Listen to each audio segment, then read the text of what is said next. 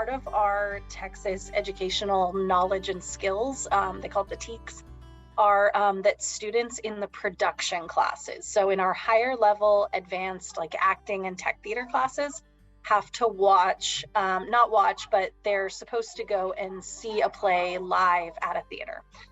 Because of the pandemic, that has not been very easy to complete. And so in the last year and a half, I believe, since we've had access to it, we've used Digital Theater Plus to be able to complete that requirement for that class.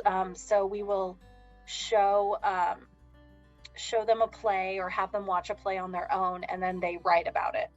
And we often discuss it or talk about it. So like the most recent one we did was the Don Mar Theater's Julius Caesar. And so we talked about like their concept, and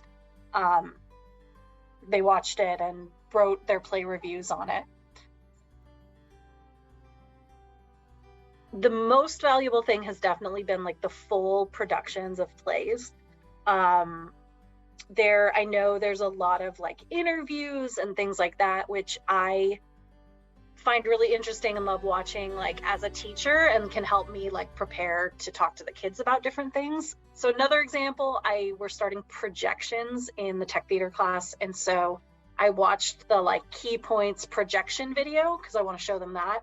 And then I was like, okay, if I can show them the clips in context that it's referencing an example.